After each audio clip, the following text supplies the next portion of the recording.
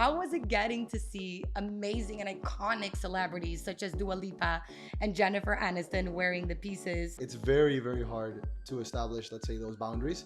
And I would say, I haven't been able to achieve it up until today. It's like a double-edged sword. Struggle and virtue was starting our brand based out of Colombia. For someone creating a brand from absolute scratch today, from zero, right? What are the essential things they need to start, in your opinion? I would say that we did it the reverse of how a lot of brands are trying to do it today. Welcome back, my creative beings, to another episode of the Envy series. Once again, I'm Maria van Sothen, your host and curator-in-chief. Today, I will be chatting with Mauricio Tcherassi, who's one of the most important people behind the world-renowned brand Silvia Tcherassi. He helped the brand reach global recognition as well as partnerships. He used to be their director of innovation and is currently their chief commercial officer. So, without further ado, creatives, Mauricio Tcherassi, welcome to the Envy series. Hi, Maria. How are you? I'm good, and you? Good, good. Thank you for having me. Of course. I'm very happy to be here and to be part of your MV series. I'm so happy to have you here. I know how busy our lives got. So thank you for sharing your time with us today. Can't wait to get this started. And truthfully, looking at the whole curriculum of the brand and everything you guys have achieved is incredibly impressive to me. I mean, you guys' resume is out of control. Seriously, celebrities spotted wearing your pieces include Dua Lipa, Jennifer Aniston, Sofia Vergara, Olivia Palermo, Elizabeth Gillies, and Queen Rania of Jordan. And you have partnered up and also sell your mom's designs through the biggest retailers in fashion, such as Saks, Neiman Marcus, Net-a-Porter, Modoperandi, Farfetch, and more. Finally, you also have 9 standalone stores globally, right? In 4 different regions, including Miami, Capri, and Madrid. Only iconic moves here, guys, and I promise you, we will get to some of these headlining moments and historic, amazing accomplishments that the brand has really reached throughout the past few years. But for now, I would love to understand, Mauricio, how you ended up deciding to work with your mom, Silvia, and her brand, and how did that happen for you? So, directly or indirectly, I've always, let's say, prepared myself to work for my family's company. Right. As you know, it's a full-on family business with my mother, my grandmother, my aunt, my sister, my father, as all part of the brand. And naturally, growing up in this business, I had many travels or experiences with my family that, let's say, put me in the path of where I am today. When you met me in university, Yes, I remember. I was a DJ as a hobby. That's what I was gonna Yeah, yeah. ask you, but I didn't want to say it for you. It And was a crazy change. yeah, when university, let's say, finished, I got a call from my uncle, who's also in the fashion industry, and he has a kids clothing brand with over 50 stores in Colombia. Oh, wow. So he asked me, "What do you want to do when you graduate from college? Do you want to keep working in music, or do you want to What's work, the deal here? work with the family?" Yes. So I went to work with him for around a year, and having experience with him there, I started getting a little bit more intrigued into my family business and saying, I finally, let's say, have the knowledge to start diving into to what we have. So after a year of working with him and living in Colombia, It's great that you got experience, right? yeah, Before really diving yeah, in with your mom. and it was experience also working with family because, It's hard. we'll speak about Yeah, it, I'm sure, but for sure. a family business is not the same as a regular business. So I would say that overall, it was, my whole life being around my family, being around fabrics, being around fashion shows, being around everything that involves a fashion business. And then I would say spending a year with my uncle was like the final point to making that decision. Yeah, where you really, I think, understood that that was your passion, right? It's something we talk about here a lot, that sometimes it takes a few trial runs, right? Like you trying DJing out and you trying all these different creative things out until you really were like, okay, I grew up in this. I think, it's something that I could really do for a living, which is pretty crazy, but I think it happens to a lot of us in the industry. Yeah, and really, I think it's what God gave me. That's, that's what my family has worked for Yeah. all of their lives, and thank God that I was put in a position to take a brand that's here to another level. So that's kind of what it is. That's kind of the path that God put in front of me, and now I'm just trying to execute it. Absolutely. And you've been doing amazing at that, to say the Thank least, you, to thank say you. the least. And I'm glad that, it took you in that path, and that you have been fulfilled with it, which is the most important part of it all. And I think, I would love to touch on something so interesting that I saw about your mom, and I had no idea, truthfully, knowing you all these years, is that she was actually an interior designer before, starting her career in fashion. So how did, the idea of starting a clothing line come about, truthfully? How did it all really start for her in this field? So there's a nice story behind how our company started, and my grandmother was working in a bank, mm, over 30 years ago when our company started. Call Yeah. it 1980s, and there was many times where she would take my mother to go do client visits with her, and there was a specific client which was a fabric distributor in Okay. Colombia. Yeah.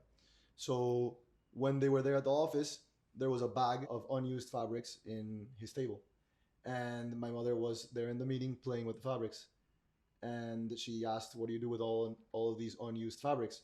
And then the client said, "We throw them away. So do Wow. you want to keep them?" And with those unused fabrics, my mother put them on T-shirts, and she sold them to all of her friends, and that's how the brand started. I'm like shooketh to the bone. I had no idea. Wow. First, I didn't know she was, like I said, my surprise to find out that she was an interior designer initially. And then just understanding how like this eureka moment happened for her of her true calling is insane. And I think it usually happens through your path. It's not something that like one day you're like, what am I gonna do? When you like start searching for ideas, I think it usually happens along the way, like it did for her.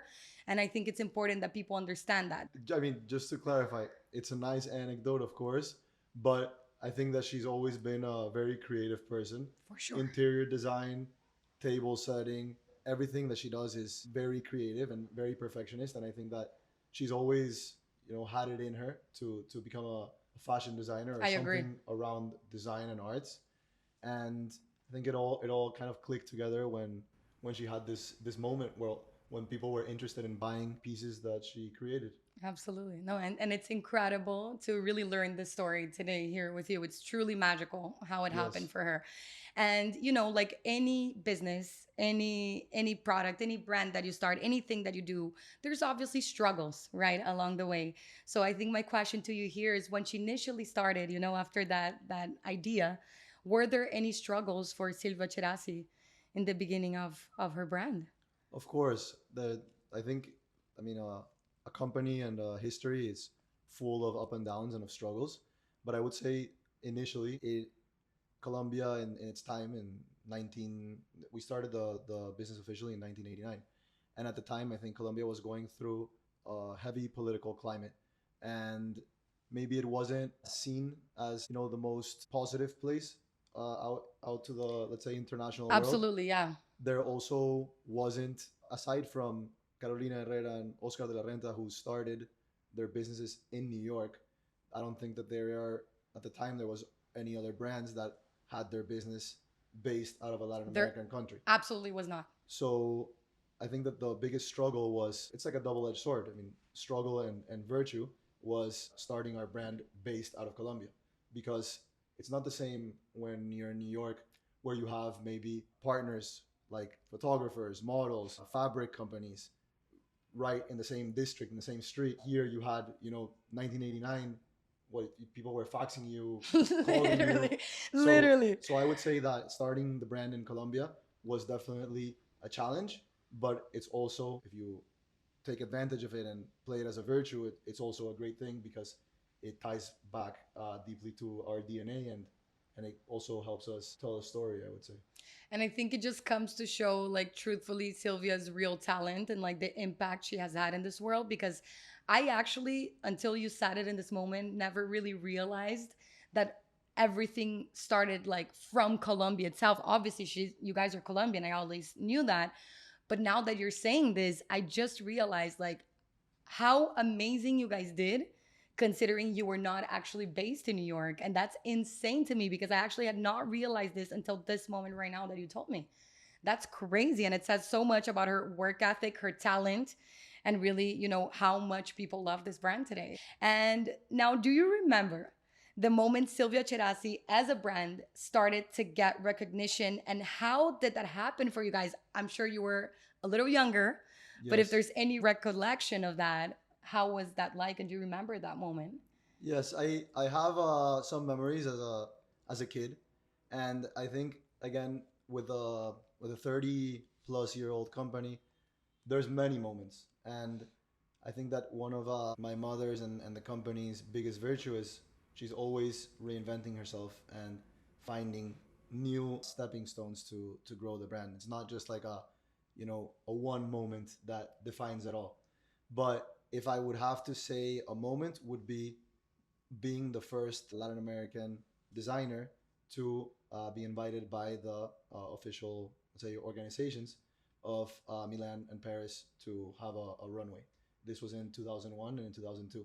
So I would say that going back to what I was mentioning of the whole political climate at the time, it was a very rewarding moment for her and for Colombians to have this recognition, because at the time all you were really hearing about was negative things from the country. But then having this, let's say, spark from a talented person that was putting the country in its highest way was a big moment for the brand. And I would say that from there on, many other things followed. And I couldn't agree more, being Brazilian, as well.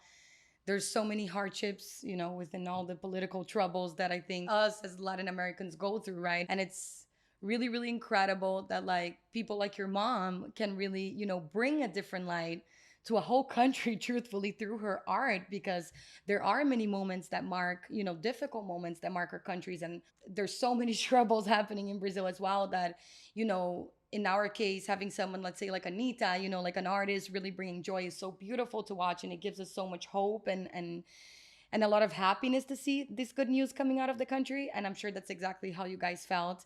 And it's special that, it had the power to really give that beautiful light, not only to the country, but I'm sure to the Colombian people who are so proud to have her out there and showcasing, her talent.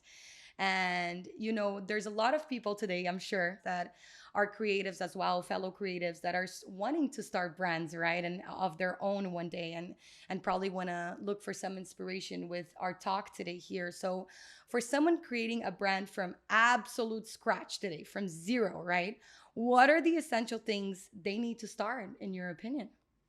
I would say that the most important thing is to have a product that people fall in love with and that people demand and ask for. I would say having a team is very important that supports that creative, because I mean the product can come from the creative, and then there are many other aspects to running a business, right? Absolutely. There are, I don't know, marketing, sales, finances, and even if it's a small company that's just starting out, I would say that surrounding yourself with the right people is very important to that creative, to be able to have the time first to create and to be able to put out the product and express themselves to that customer that wants to buy the product. And finally, I would say, of course, I mean, you have to have a budget, Yeah. right? Even if it's a small one, you need to be realistic of what you can do. How can you, play with that budget? So I would say Get that, creative with it, right? yeah, yeah, I would say having a product, a team, and at least an idea of what your budget is, even if it's a small budget. The smallest of them all, right? I Yes. think you touched on really important points, and especially talking about team, because that's one of the reasons I really wanted to start the MV series, is because I felt like a lot of the team around a successful brand, around whatever is happening in fashion and entertainment today, sometimes doesn't really get spotlighted. And you just touched on something I completely agree with, which is the importance of the people supporting that brand. Even if it is a friend that helps you start, and is doing something for you, like that team is really what feeds you and what not only your energy, but I would say like whatever else is happening around the artist, around the designer, right? So I think it's so crucial that you mentioned this here, because there's really so many places and positions, right, that people don't know about, that really are essential to grow an artist, to grow a brand, and whatever you want to do in the creative field today. So I thought that was really important. And I love that you also touched upon getting creative, right, with, I think, the budget that you have, whatever that may be. Because my old manager used to tell me a lot, sometimes for you to get something, you need to invest, even if the smallest thing. So start with whatever it is that you have, get creative with that, and things will follow, right? And I mean, you and I have lived that together, you know. Oh, Like yes. there's in Yes. your in your in your Sweating together. in your past profession, when you were producing shoots for us and styling, there was many times where I would tell you, Mari, this is the budget that I have. And I'm You like, what? maybe it's not, maybe it's not something But we worked through to it. do something crazy, but let's try to get creative with what we have. And relationships are also very important then, because Crucial. maybe you had a photographer that you had a good relationship with, or a model that you had a good relationship with, or even us having that friendship. You say, okay, let's do it because I believe in this product, I believe in this brand, and I have a friendship in between. So I would say that it's very important for you to be able to work with that budget to nurture your team and your relationship. And sometimes I think it's even funny, we don't realize, but when you have people around you, supportive people around you, like we were both in the creative field, we tried to help and push each other up.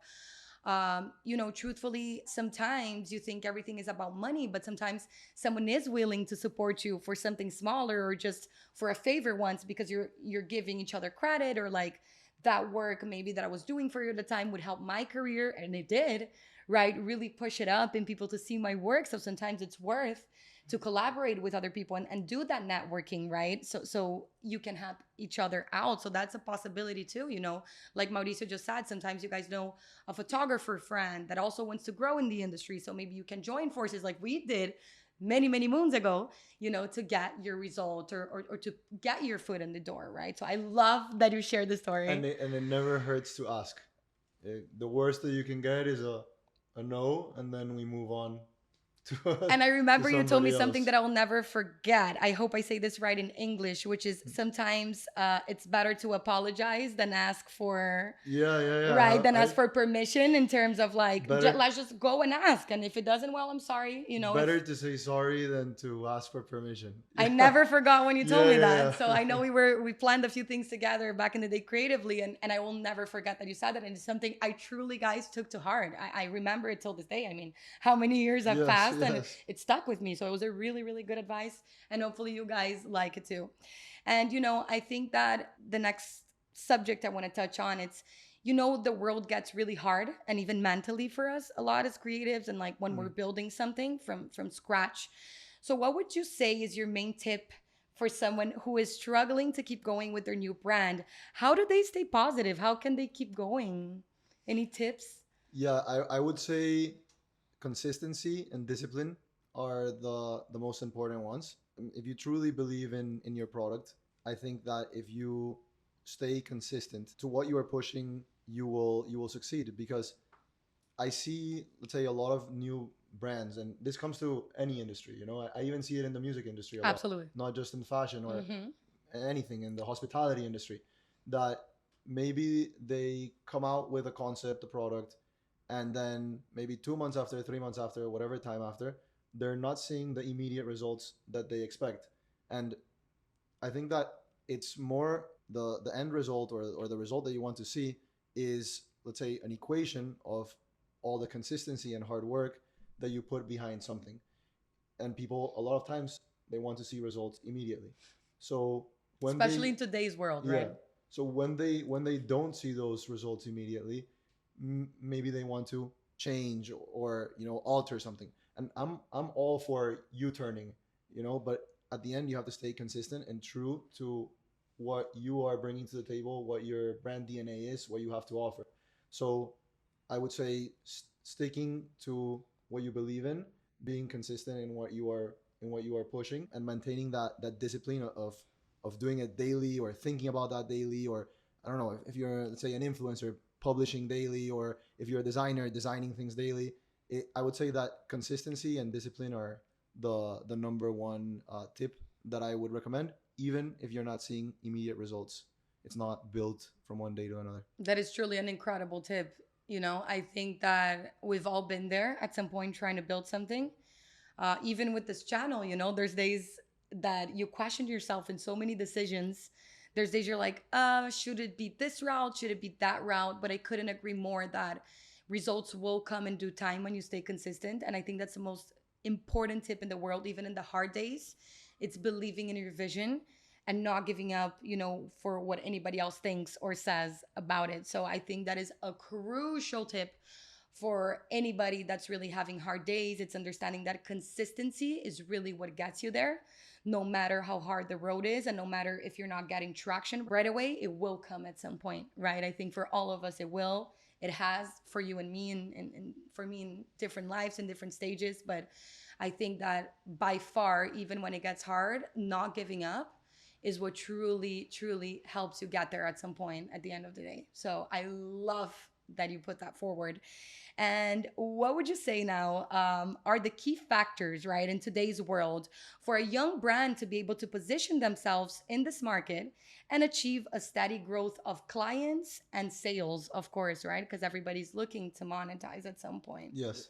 Besides consistency, I think it's staying true to your product or to what you're pushing out, because there's many brands or examples that you can use as a case study or as inspiration, let's say, but you don't want to go out and replicate what somebody else is doing, because that is already done. You know, there's already a client for that. And I would say that staying authentic to what you believe in and what you are putting out is, let's say, the number one advice, however long it takes. I agree, because that really helps to build your own public and really that market that's yours authentically to you, right? Into your brand, into your product, or whatever that may be. So I couldn't agree more. I think authenticity is truly one of the main drivers of sales and what really helps someone establish their niche market and their loyal fans and clients, right? So that's a great, great tip right there. And guys, I don't know if you remember, but Mao touched upon the fact that obviously they have a family business today, right? So I want to really address this properly right now.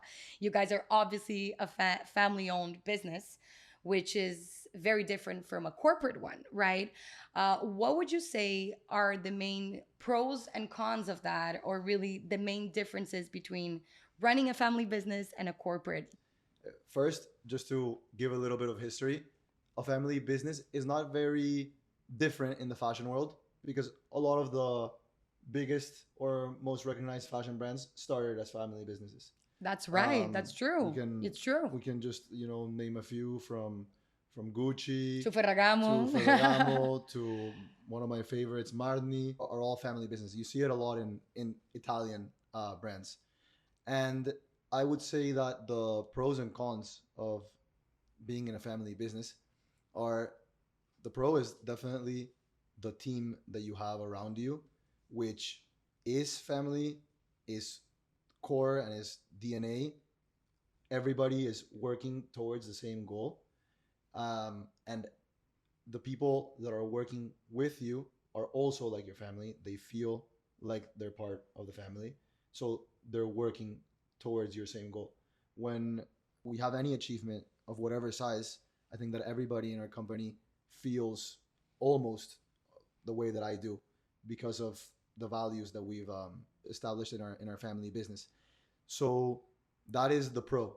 And then I think that the con is setting the boundaries or the lines uh, of until where am I taking this with my family? Like, when does it extend into the dinner table, or when you get home you're still speaking about work? That must be And hard, huh? it's very, very hard to establish, let's say, those boundaries.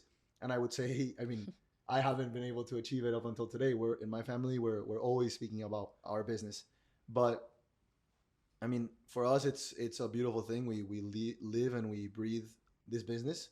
So that's just how it is. That's what you have to deal with. And I would say that, speaking more about the pros, because it's a double-edged sword, pros and cons with this one. Absolutely. When something really good happens, there's double the reward. I have like an like any company, you see a monetary reward, but in a family business, you're also seeing this emotional reward. Like, what more beautiful thing than, for example, my grandmother telling me, "This is the goal that we want to achieve," and achieving that goal and giving her that satisfaction. I'm getting Yeah, emotional yeah. here So thinking about her right that now. double satisfaction, I would say, is one of the biggest rewards of working with your family.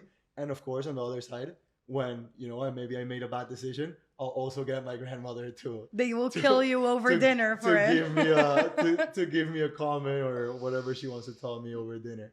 So those are the pros and cons, or double-edged sword, I would say, of being in a family business. But at the end of the day, I wouldn't change it for anything. And that's again, that's the path that we're in, and we'll always try to give it our best. I love that you like put the pros and cons, so well for us here, because I remember when we did a campaign so back in the day that I was like supporting you guys to, book the people and whatever here in Miami. I remember us actually after the campaign sitting down to have dinner at your mom's house. And I was like, okay, so now it's time for chisme, like we say in Spanish, now it's time for us to relax. And no, she meant business, honey. She was like on it, and you were too. And so I understand when you say it's hard to shut it off, but it also says so much about why you guys are here today and in the place you are today as a brand, is also because you guys are nonstop and 24/7 living and breathing the Silvia Tcherassi brand. So I get where you're coming from with the pros and cons. And, at the beginning of this interview, when I was introducing you, obviously, you heard me saying that you had the role of director of innovation for Silvia Tcherassi initially, right back in the day. So, having that in mind for someone that has started their brand already, right, or they're in the beginnings of it and want to expand, what's your tip for them to be able to innovate their business today, or their image or their brand? What would be your main tip or your main tips for innovation? So I would say first, innovation is what keeps a brand running, because if there's no new ideas or new projects, it's I mean, a brand can become stale, or It it can can just. die right there and then, right? So I mean, innovation is like the fuel of a company. And I mean, even today, if it's not my position, I'm still always trying to bring Dabbling on it. innovation to our brand. The tip of how to innovate is hard, because I think innovation, how does it come to me at least? It comes from educating your eye, from traveling, from listening, from smelling, from whatever, I mean, creativity, innovation, it's all in the air. So a lot of times, I don't know, maybe you have a very busy week, or you're traveling, or you're working a lot, you're in a lot of meetings, you're speaking with a lot of people.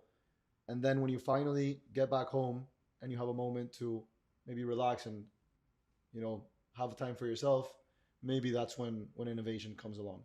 So I would say the number one tip is stay busy to educate yourself and educate your eye or your mind, but also find a space for you to digest all of these ideas and kind of have that light bulb moment and bring them all together. I Stay love that. busy and have a moment to pause. I was not expecting that That's what answer. innovation at least is for me. I love the approach you take on it, because sometimes you expect it to be somewhat more tactical than what it was for you, and you guys have innovated a lot through and through, like throughout the years. So I'm so kind of shocked by your answer, and at the same time happy to hear it, because I do think anybody's really capable of innovating following, that tip that you just gave. It's truly about, I think, tuning into yourself and kind of like listening to what the next steps will be, to how you can grow bigger, what's the next creative idea to really staying, kind of relevant in the market today, and how to get your brand there little by little. So I love the approach that you take on that. And now that I'm hearing you speak, two more that I would add on to innovation. Please. Yes, number two is stay always open to new ideas. Don't think that anything is too crazy or undoable or not achievable. Like, always be open to hearing people's ideas, putting yourself in other people's shoes, being receptive and just open to however crazy the idea may sound. And number three is also don't be scared to jump in the water or get your feet wet or whatever, because if you don't try it, and if you don't take that moment that you're going to try something new, you're never going to really know if it works or if it doesn't work. And That's the scariest part, yeah, right? yeah, and we all need to be risk takers, I think. I mean, you make safe risks, or educated risk, or I mean, you can mitigate risk. I'm not saying get crazy and blow it all out, Absolutely, yeah. but definitely don't be scared of taking risks, because the only way that you'll really know if your crazy idea is going to work is by trying it out. And it doesn't I couldn't. matter, if, especially when you're starting out your brand. When you've had a brand that has 30 years, taking risks becomes a little bit challenging because you have 30 years to account for. But if you're just starting out, don't be scared of taking risks and making mistakes and making errors, because at the end you're only gonna learn from those errors and mistakes. And if those crazy ideas worked out, then there you have your innovation. I couldn't agree more literally with what you just said, because I felt like you were talking about me when I started in styling. I decided at the time to like stay in Miami, and people were like, "You're crazy. How are you ever going to be able to like do anything in Miami? You need to move to New York."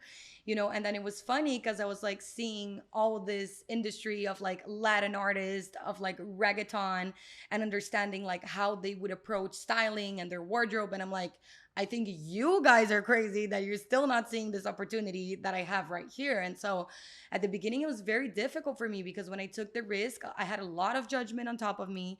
Even, I came from a more solidified company that had a name. And I remember some of my old coworkers even being like, kind of behind the scenes saying like, oh, now she's dressing artists. How is this gonna work? Because at the time, reggaeton wasn't as big worldwide as it is today, obviously. So I got even ridiculed for it for a bit until like I really came to success with it and like started growing.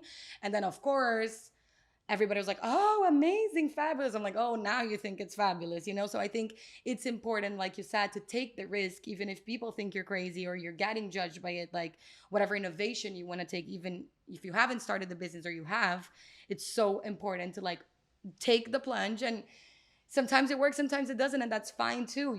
But you need to believe in yourself and in your crazy ideas, because that's really, to me, what makes the world go round. So everything you said is like music to my ears. And today, Mao, you are obviously the current CCO for your mom's brand, Silvia Tcherassi.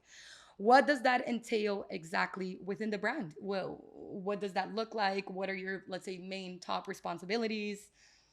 So as a CCO, I would say it's the best way for me to be able to connect all of these innovative ideas into sales and monetizing these ideas. As a chief commercial officer, I oversee the marketing department, the sales department, press and communications, planning. So those would be, let's say, like the four areas that I oversee.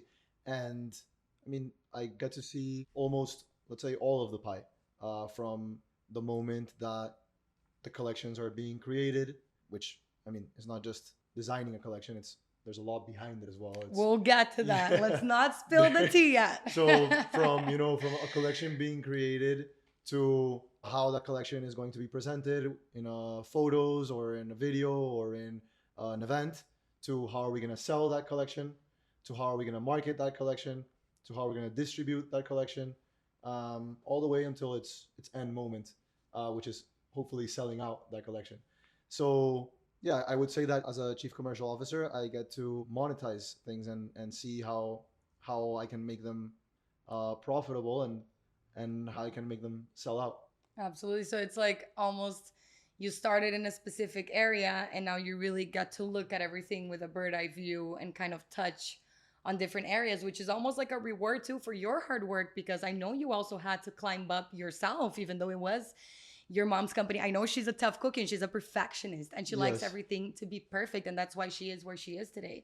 And so I love that you also almost had to go through that trial little by little to get to really be where you are today. So it's really beautiful to see that you were able to climb up the ladder little by little and get to be the CCO that you are today, and really manage everything. And that she also made you go through the ringer and probably was tough on you too, right? A little Of bit. course, of course. I would say that I'm very thankful for my family for believing in my ideas and for backing me on all of this. It's very important to say it's hard for a family member that has been doing things for such a long time and in a successful way to let other ideas come in or other family members take leads or take roles. So first, I'm very thankful for how open they have been and for trusting me with all of this. But I would say that, of course, I mean, when you see the son of the owner of the company working, a lot of times you may say, well, it may come easy for him because he's the son of the owner. But imagine how hard it is to convince my mother, my grandmother, my aunt, etc., to execute an idea or to give me a green light on an idea. It's not just like you're convincing, your coworker or your boss, where you come at them with hard facts. This is why we're gonna do this, and this is why it's better. There is the whole emotional factor of how do you speak to your family member that has been doing this for such a long time in a certain way, and how do I get them to believe in this shift or in this change or in this new idea that I have. So I have to say that props to them for being so open and for letting me have that space in the company. It's so true that this is almost like a challenge, a further challenge, and truly props to them for being as open as they were to your innovations, to your ideas, to your, anything that you brought to the table. I couldn't agree more. Note to that one, sorry. Um, Definitely back up with all the information possible and all the outcomes possible your crazy ideas. Like, have crazy ideas, but make sure that you have information and reasons why you want to dive in the water. That backs it up, right? There's Yes, a yes. reason for it. And I would like to say, talking about the business expanding, the family really working hard together, you guys have truly like expanded in an impressive rate in the last few years. I mean, obviously, you guys for decades now have already been truly so important within the Latin industry, but now you guys have transpassed markets, barriers. You're like globally known and really like have a global market outreach. How was that shift of really, I guess, being known back in the day? Okay, it's a Latin brand to now, truthfully, that doesn't even exist anymore for you guys. It's global at this point. So, I mean, first, we need to say that, of course, roots are very important. So, being Colombian and being Latin it's a pillar for us, and it was a great starting point, and it'll always mean something to us. Now, becoming a global brand, if that's like the chapter that we're opening up in this conversation, I think it comes with, I mean, fashion is a global industry, and there are women everywhere in the world with different cultures, different beliefs, different cities, different climates that you can dress, and that can become your customer. So I would say that the idea that my mother has in her head and when she's designing is to being able to dress that woman wherever she is traveling at the time or whatever activity or event she is doing. And that is how we started projecting ourselves as a global brand rather than, let's say, Latin American brand. Um, Aside from that, there's also steps, business steps that we've taken in the last couple of years to be able to gain that global recognition. When we started our wholesale business, I think that was a key moment because, I mean, I would say that we did it um, the reverse of how a lot of brands are trying to do it today. Many brands have start with a wholesale presence and then they want to open one, two stores. We started with It's true. a strong retail presence in our own country that also gave us the recognition and the financial backing to expand in wholesale. The good thing about wholesale is that you have all these great partners, like the ones that you mentioned before, that can give you those views or those new customers around the world that kind of put you out there. But I would never change my retail. It's everything for us, and it's actually what we're trying to expand right now with the store in Capri, with the store in Madrid, opening in Bal Harbor soon. Um, that is kind of what we have our eye on. So I would say that the wholesale expansion gave us a lot of eyes internationally, and we will keep working to keep getting to different parts of the world.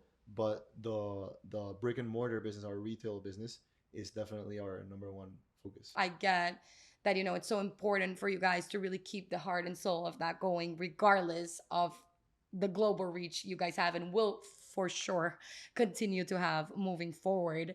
And talking about this global reach, getting to the juice part here that everybody likes to hear about. How was it getting to see amazing and iconic celebrities such as Dua Lipa and Jennifer Aniston wearing the pieces? And was there maybe a celebrity or a specific person that like was wearing the pieces, or you guys spotted in the pieces, that was exciting for you, for your mom, or for the team? So it's, I mean, I can't lie. Of course, I get very happy and excited every time I see a person that is recognized wearing the brand.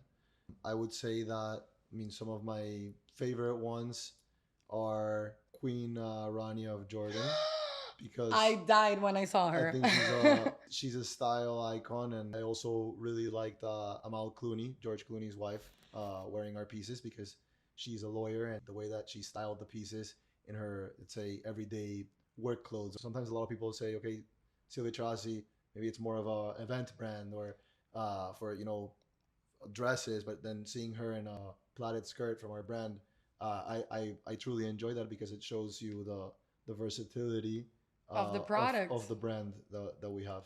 Absolutely. And I actually hadn't even seen it that way, because it's so true. And more I've actually seen like separates from Sylvia being styled in more sporty looks. So you're so right. I think it's so important, especially because she literally almost helped in some way, even if it's in a smaller way, like give the public a different vision, or the clients a different vision of how they can wear it. And to me, she's probably one of the most elegant women in the whole entire world. So like I would have been jumping through the roof if I had spotted her in my design. So I think they're two really valid examples to mention here, and especially the one about Amal. And actually, guys, I think a huge tip sometimes, sending the product to different people can really switch around and get the clients to understand they can style it in a different way, and even open up the market a little bit for the brand, right? And from your experience, what is the best way to get a celebrity to wear your products? What has worked for you guys? So, I mean, there's different aspects of how to get a celebrity to wear your products, but I think that the two natural ones are having a strong PR team, or a strong PR agency that has connections with stylists. Yes. I think that that is the number one, because a lot of these celebrities, I mean, you know it, they don't have the time to pick out their own wardrobe. So who's really picking them out for them is their stylist. And Or someone at least from their team, right? yes, If so the agencies that have these relationships with the stylists, or whoever is making the decisions on their wardrobe, are very important. And then I would say having your product in key places is also going to attract natural, let's say, acquisition from a celebrity. The two that we mentioned, Amal and Queen Rania, were actually purchases. They weren't loans or anything like this. that's even more Yeah, exciting yeah, for you yeah, guys. yeah. Wow. And I would say that when we are opening our retail locations, we're always thinking of true luxury markets, because that's the area where we want to position Yeah, ourselves. of your focus. Everybody has their own, Yeah. right? So for example, now opening Capri, I mean, you walk around Capri and you go to the restaurants, and all you see are images of Beyonce, Jay Z, I don't I've know who seen else. them. Yeah, outside of the restaurant. So like, if these people are walking around, they're bound to To stumble hopefully upon it, right? to catch a Silvia Tcherassi piece. So I would say that it's positioning yourself in the places where you want to target is very important. And I know, Mao, that you also played a huge, if not crucial, role on expanding the brand to new retailers and partners, right?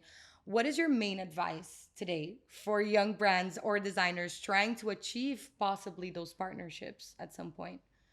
So I would say, first, it all ties back to the DNA of the brand and the product that you are pushing. You have to truly believe in your product and maintain consistency. For me, I think it's a different story than from a brand that's just starting out, Right, because yeah. we have 30 years of And a history name, of course, out behind us. there. That's So true. so when I came to my family's company, it was maybe, easier to knock on doors, because there's already a story of success, And a let's say. reputation as well, right? Yes, For all the yes. hard work. But I also need to say that putting the right team together is very important, because a person that can knock on somebody's door and get you an appointment, or a person who has experience in wholesale is also going to come very handy. Because, I mean, although we had 30 years of experience, we had never had a wholesale appointment in the past. So surrounding yourself around people that bring that experience and bring those connections, I would say, were key parts of expanding in that way. That makes a lot of sense. And I think sometimes even, even though someone may not have already like the support system, let's say, or the budget to Mm-hmm. get someone in the field, something I've also seen working is at least someone that has experience in communicating, right? For example, um, with people in the industry, or is a good communicator, knows how to reach, can also be a good help for reach outs, when you're trying to get new partners, or even someone to help you acquire those partnerships. So like we said, going back to the team is so important, right? And having the appropriate people, at least with the skills that you need Yes, to get you through the door. and also people who truly believe in what you're doing and truly believe in your product.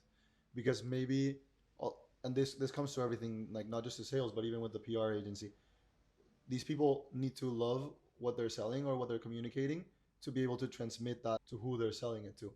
And it's not just about getting the most expensive agency or the most expensive consultant, but somebody who you have a good relationship with and somebody that really really believes in your product. Because at the end, I mean, they're gonna get their commission, but they need to go out and sell a product, and the only way of really selling that product is Believing. them believing in it and loving it, to be able to convince somebody to, why should I buy this product. That is the name of the game, because I think that even when you have a budget, I've seen even artists in the situation where they're like, oh, let me hire this manager, but he really doesn't love the music, or he's not really into the product, and it's truly, he's not going to go out and give his blood, sweat, and tears to sell that brand, to sell that artist, right? So I think that is one of the most crucial things, what you've just said, is to really, even whoever you have by your side, whatever that may be, with budget or without budget, right? Like you just Mm-hmm. said, is to have someone that believes in you and in the product and in the project that you're really putting out there, might be one of the most important things. And we were talking a little bit about collections earlier in the interview, and I was like, wait to spill the tea. So this is the moment that we're gonna spill this tea. Once your mom Silvia starts working, right, on a new collection, she has the idea, she's getting that in the works. What is the process, right, of launching the collection and bringing it to life? What are the steps of ensuring its success? So I would say the starting point of working on a collection, one of the main points is that it all starts in the fabrics. um, without a fabric you can't produce a garment. Anything. Yeah, so the planning and the ordering of those fabrics for me are one of the most important parts, and the, let's say, what gets you kickstarted. You need to place those fabric orders with enough time to be able to design that collection with enough time. So it starts with the fabrics, it goes then into a design process, which, I mean, in our experience, we have our headquarters in Miami, and we also have our, let's say, production plant in Colombia. Our creative team, they go to Colombia and they immerse themselves for around 45 days. Oh, once they wow. once they receive the fabrics. 45 days of probably blood, sweat, and tears of Yeah. putting that collection together.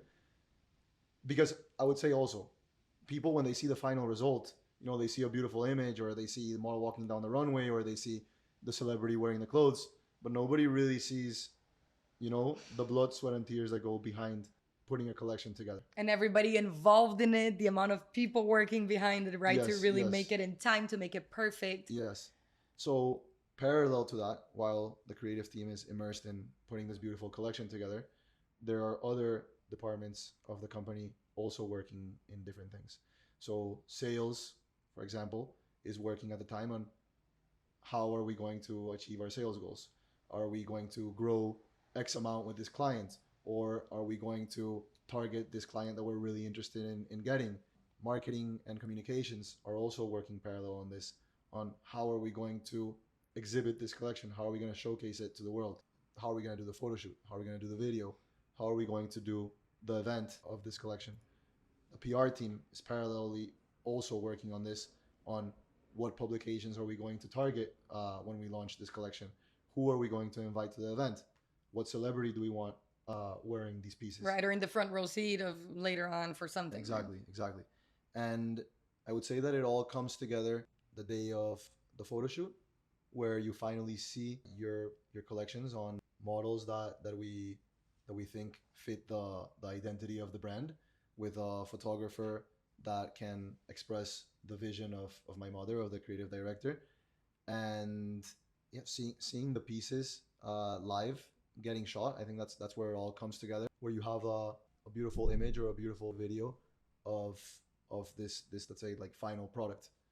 And after that, the rest is execution, going out to sell it, doing the runway or the presentation that you want to do, and getting to those goals that you targeted. Right. And also, I guess the last part I would touch on is like presenting it to the buyers, right? To make sure like it's something probably. Having those buying appointments for wholesale are also a very important moment. And I would say this also for a starting brand in today's world. You don't need to travel to Paris, or you don't need to travel to New York. You can also do your appointments through a Zoom meeting. I Obviously, love that you're touching on yeah. this. Obviously, I mean, everybody wants to see the clothes in person. You can always send swatches. Of course. You can always send pieces. And a lot of brands had to work like this in pandemic. And I think also one of the good things that the circumstances gave us was that it proved to a lot of people that we could work in different time zones and in different areas, because the world kept moving, and we weren't going to stop selling our clothes, and they weren't going to stop buying clothes. So I think that you can do your appointments, whether it's in New York or in Paris or in London or in Milan. You can also do it through a Zoom meeting. The buying part of it is very important, but more important than having a beautiful collection and selling it is everything that goes behind logistically, delivering on time, having a very strong production. All those details are going to affect how your customer sees you and how you end up performing. Because again, you can have a beautiful dress and you can have a wholesaler that says, I want to place X amount of order on this dress. Right. But if the dress is not produced how you imagined it or how you envisioned it, and if you are not delivering on time, then all that Trouble. beauty is going to become trouble.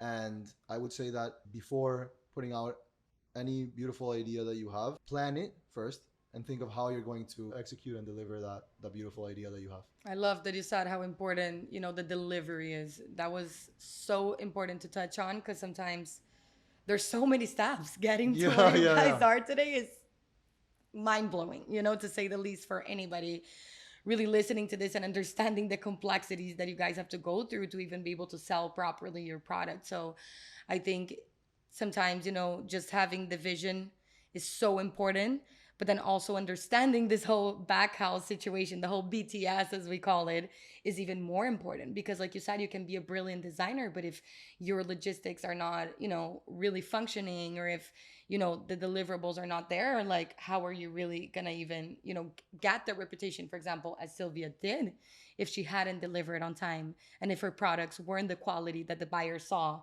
when seeing that one dress that she made. So I think so important, guys, to take note of what Mauricio just said right now. And to add on to that point is, take in how much you can take in, but do it the right way.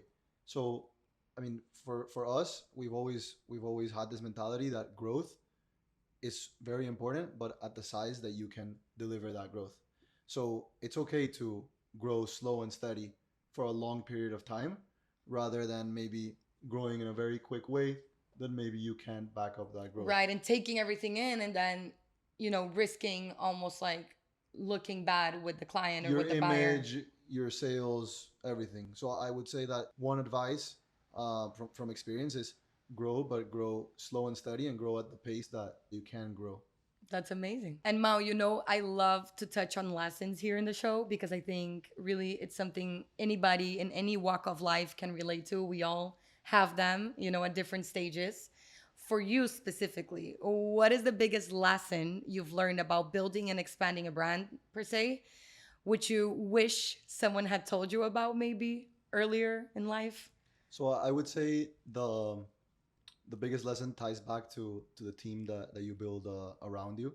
And in in Spanish, it's lo barato sale caro. If you were trying to cut corners, it's probably gonna come out expensive That's at the perfect. end of the day, because you I would say, I mean, if you try to cut corners, maybe you're gonna have to do the work 2 times or 3 times, or it's not just work, money, and time that you're gonna have to spend doing this, instead of taking your time, choosing the right team, believing in that team, and investing in that team to put out the vision that you have. And I would say that it's not necessarily a formula of how this works. I think that every company and every project has a different equation to how they make this work.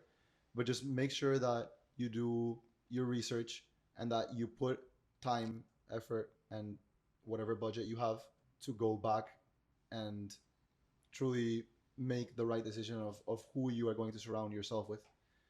So I would say that's the number one lesson is get a team that truly believes in you and that is willing to put in the work to make that vision a reality. Now talking about, fashion week and fashion shows. What does it take, right, to create and execute a successful fashion show today? How does that process look like for you guys as a brand, for Silvia Tcherassi? And I'm going to give you a little moment to think about that. In the meantime, creatives, I just want to remind you guys that the MV series is streaming every Wednesday on all our platforms: YouTube, Spotify, Apple Podcasts, and Google Podcast. We also have additional social media on Instagram and TikTok under the MV series, as well as under my personal Instagram at Maria von Sothen. So now, taking it back to our burning question, what does it take to create and execute a successful fashion show, and how does that process look like for you guys? So first, planning, like I've mentioned also in the past, you have to have a lead time to plan and to execute the idea that you have for a fashion show. And I would say that there is not a right equation for a fashion show, because every collection and every brand wants to portray that moment in a different way. So whether you want to do an informal presentation, or whether you want to do a formal runway, or a fashion installation, or you just want your guests browsing through racks, there's many different ways of presenting that collection. So I don't think that there is a direct equation on how to do it, but planning, the team that you have around you, are very important to execute your idea. Comes down to picking the right location, having a strong casting of who is that woman that's going to be walking on that runway and showcasing your pieces.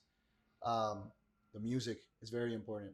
We work with very talented musicians every season that I would say that have even personal relationships with me, and it's hours of back and forth between Sylvia and the musician of what she expects to hear when these pieces are coming out.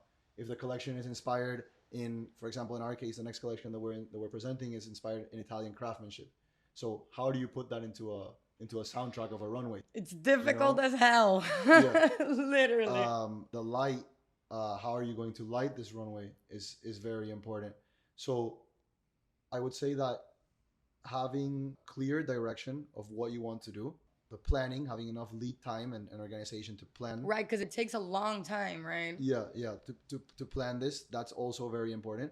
And having a strong team that you trust, because I would say that, I mean, Sylvia is always going to sign off on every decision, and say I'm always going to bring many ideas to the table, but we need a team that we truly trust in to execute these ideas. So Absolutely. I would say that those are the three key points of having a strong runway. A strong runway show, that's Yes. true. And it's important to know too, like sometimes you have those runways that are like in unexpected locations. They're not in their regular fashion week calendar. So I love that you touch on that. Like, what really do you want to portray with this collection? And then you start thinking, do I want to go to a regular, fashion week schedule show, or do I want to do something offsite? So all these things really play until the music and the model. So I think you touched on very important points of really bringing, right, a runway show to life. And I'm sure it's a really hard task to do. And now, something I always like to have the inside scoop here at the MV series. May I ask you, what is next for Silvia Tcherassi? Any